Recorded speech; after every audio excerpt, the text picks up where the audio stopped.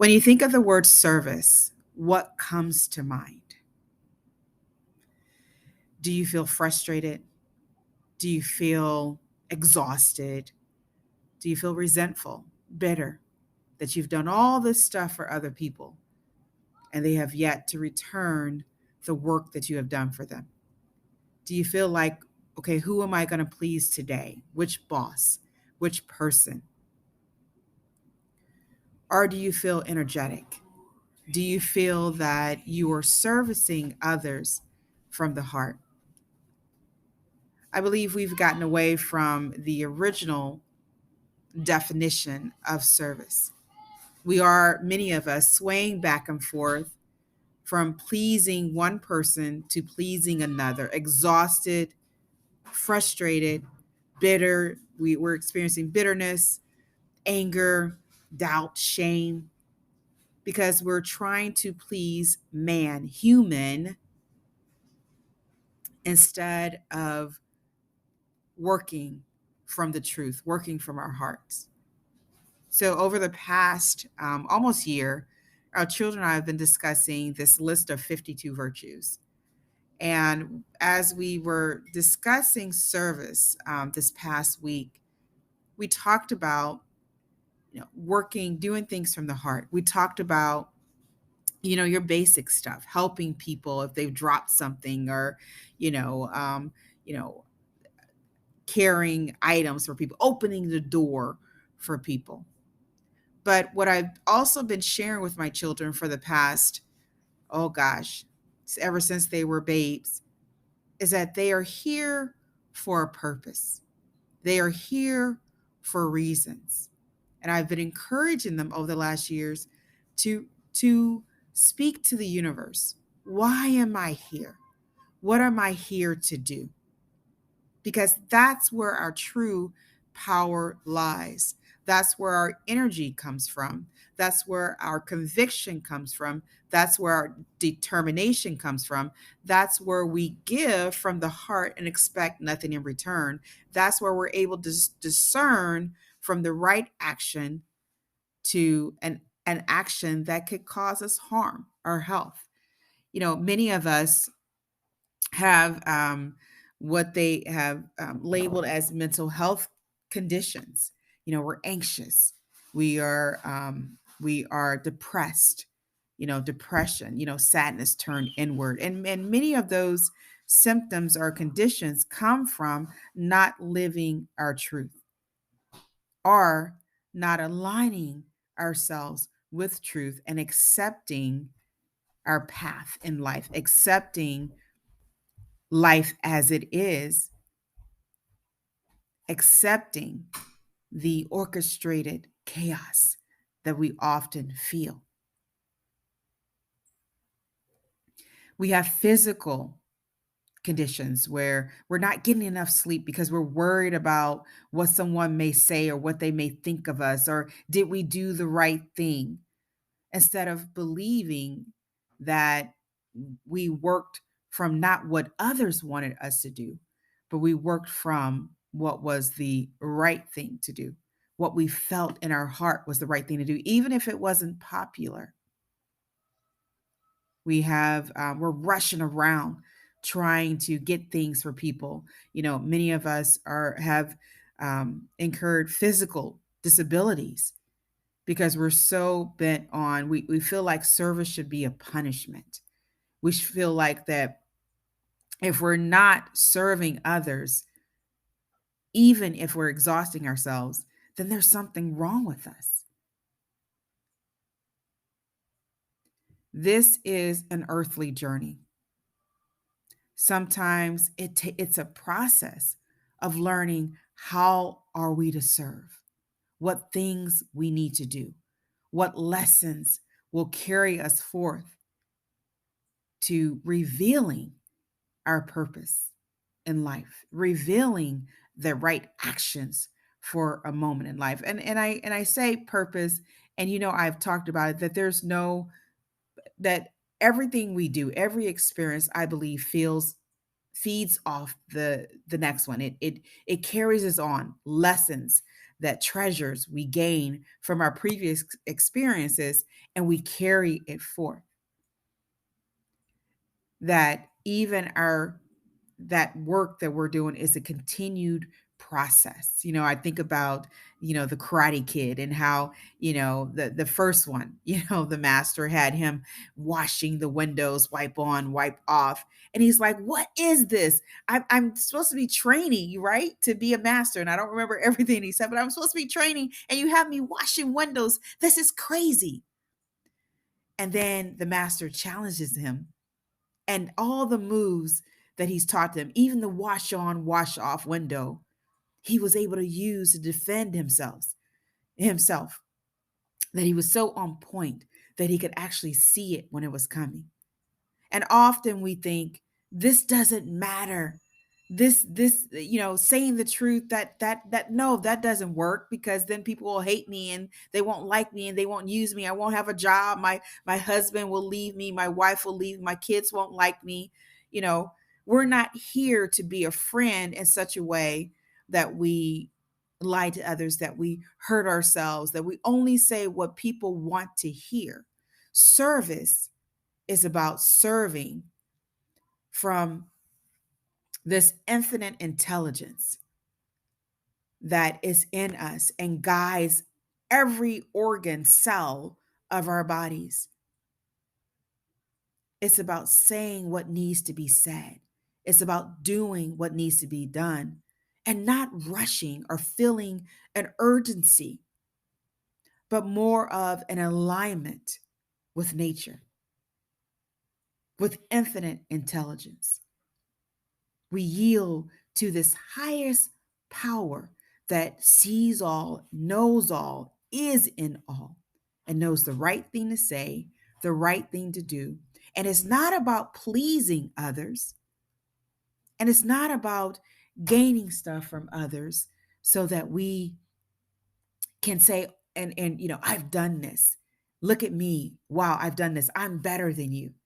Often when we talk about service, we think about, and I've heard this before, about how certain races feel privileged, um, to have things, to do things, and to be someone. We have all this greed and intimidation and jealousy and anger and frustration that continues to feed energies on earth, that continues to feed humankind, that continues to destroy the family concept, that continues to infect generations, that continues to harden the hearts of many.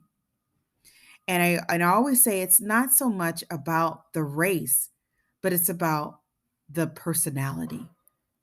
It's about within every color, every race, there is that feeling that we deserve things. We deserve higher things than others. We overlook people, we demoralize, we minimize them, we look down on them at any cost, even when it comes to life. And I've said before that this journey, this earthly journey, is about aligning our personality with the truth that is in us, in our hearts and our minds. That often we get so caught up on race and religion, and we intermingle that with service, and you should be doing this, and you can't do this because of your color, you can't do this because of your age, or you can't do this because of your religion. All of this divisiveness that we have in this world, knowing that the truth is that we were all handcrafted to perfection, all handcrafted for this earthly journey, supplied with gifts to use for service and to make a living, but used to serve in so many different ways. Often we have people that feel like their lives have no meaning, no purpose. We defer our service because we feel like, why should I give? Because people have taken so much from me. And in actuality, we give just because of that, to increase consciousness in the world, to be that reflection of truth, that unconditional love, that compassion, that grace, and that mercy. And many people are seeing anger and bitterness and resentfulness. And it just continues to cycle and cycle and cycle and cycle. And as it cycles, it gets worse and worser. That mind that continues to feed those negative thoughts, those negative words that are said. Service is not about what has been done to you. Service is not about your color, your race, your religion, although those things may play a part in who those people you are to serve. Service is about reflecting truth. It's about honor. It's about compassion. It's about forgiveness. It's about, yes, I see that you are a different color than me, but that's not all I see. I see my Creator in you. I see your divine presence to give from what you've been given by our Creator. So instead of thinking, how can we serve our children, our employers, our employees, our husbands? We ask, how can we serve our Creator? Because through service of our Creator, we're going to serve the people that need to be served. We're going to do the things that we need to do. We're going to say the things that we need to say. That we do not serve others because of their expectations. Not because of that. We serve others because what's on our heart to do. And our service will not look like often what the world say we should do. Spend all day at work, neglect your family, not sleep. I want you to be thinking about this job while you're at home. We want to call you and remind you 24/7. You're on call to remind you that you work for us, that you are here to serve us. Our service should not take us away from the people, other people, our spiritual beings, that we are guardians over our children. It should not take us away from that. Because when we stay all night at work, when we're doing work constantly, we're teaching the next generation how they should work, how they should serve. We are not to serve from fear, for the Bible tells us that we are to fear no man. But again, to serve from the heart. At any moment, I believe the truth is there for us. We don't need to worry about, is it enough? We don't need to worry about what others are saying, but to be confident in that what we did was enough. We can start in the morning, the beginning of our day. And I've been reading Smith Wigglesworth. I've been reading, of course, the Bible and, the Quran. I'm still reading that and started reading that. And one of the things I read this week was from Smith Wigglesworth. He was someone who had great faith in God, a pastor. And one of the things that he brought me back to was asking, what would thou have me to do today? Because there's so much that can come our way, so many distractions to living our purpose, so many what to do, when to do it. And service is about having a clear mind.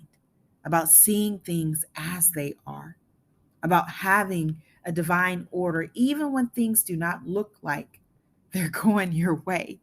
Trust me, I know. But no, there is a purpose for all things. We don't have to exhaust our bodies to feel important. We are already essential to this earthly journey.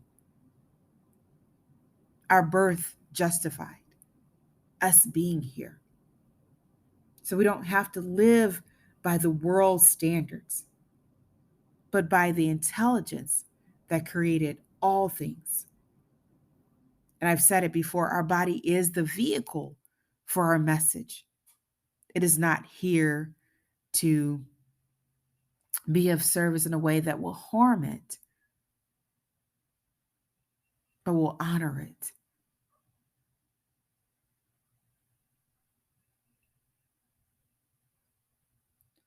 And one other thing that I've found out is that often service, we wonder if our needs will be met. As a parent, we wonder if we will be able to do the things that we need to do for our family. And that's where faith comes in.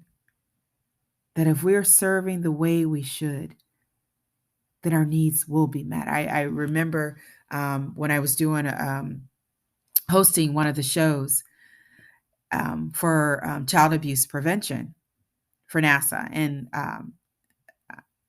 and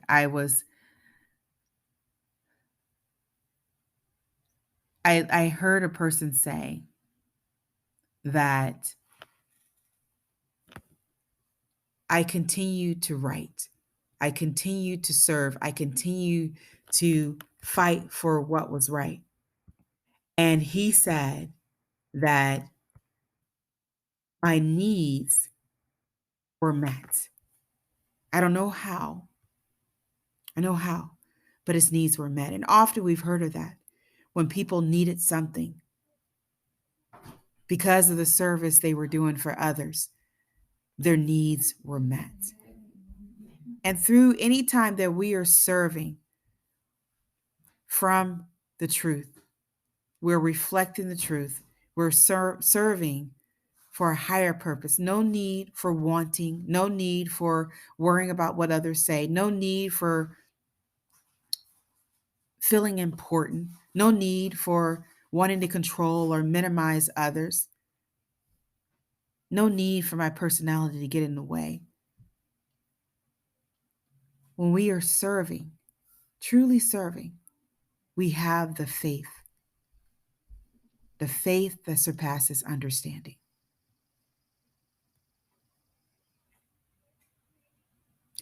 The way that we create a generational love cycle is that we have to go back to the true meaning of service. Acts 9:6 gives us an example. Okay, now, what would you have me to do? What would you have me to do? What would you, Jesus, God, creator of all things, what would you have me to do? We must redefine that for our children so that they're not tossed to and fro by the world's expectations. We must talk to our children. We must talk with them. We must hear them, listen to them. No more of, you're just a child, you don't know much, or you are to be seen and not heard. So when we think about creating a generational love cycle, we're talking to our children about their gifts and talents. What do they love to do? How can they see using this gift and talent, these gifts and talents to make the world a better place? We talk about the mindset. We talk about taking care of their body, not in an obsessive way, but more, and I was thinking of today, honoring their body, honoring the vehicle for their message. So we can remind our children that their lives have meaning and purpose. We can remind them that there's a right time for everything. We can remind them of there's not just one way to serve, but there are many ways to serve. And you don't have to be known. You don't have to use that to feel important because you're already important. We all have a part to play in life, all have a way of serving. We're all messengers on earth. So there's no need for envy, jealous, intimidation, greed, exclusion, that again, our births justify our existence. So may I ask you today, what is your meaning of service? What distractions have you allowed to come into your mind, into your home, your physical dwelling, as well as your internal dwelling? What have you allowed to be a distraction to how to best serve? And ask yourself,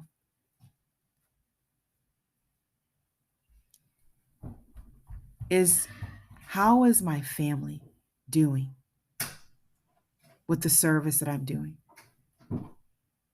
Am I missing out on them? Are they hearing me? Are they seeing me? What example am I giving them regarding service? This is Tamika Chambers with Create a Generational Love Cycle. Remember, the way we break the cycle of pain is we change the thoughts that created it in the first place. There's so much dis-ease in the world, as Louise Hay would say. There's so much dis-ease. Many of the virtues have gone sideways that we have forgotten about our true service. And we're looking to the world for identity, for self-esteem, for belongingness, not realizing, not understanding, not remembering that our birth justified our existence. Many of the conditions that we have today can be stopped, avoided, can be changed if we pause and we really think about and we ask, what would thou have me to do today? The creator of all things, I am here for reasons. Show me the way. Show me what I'm supposed to do. May I have the courage to speak, to say what I need to say, to do what I need to do, and to be content with what I have done, and to be the example that you would have me to be for my children, for my family, so that they may continue to create a generational love cycle. We are here to leave a legacy worth fighting for. And I believe that is to create a cycle based on love, a generational cycle based on love. Talk to you guys soon.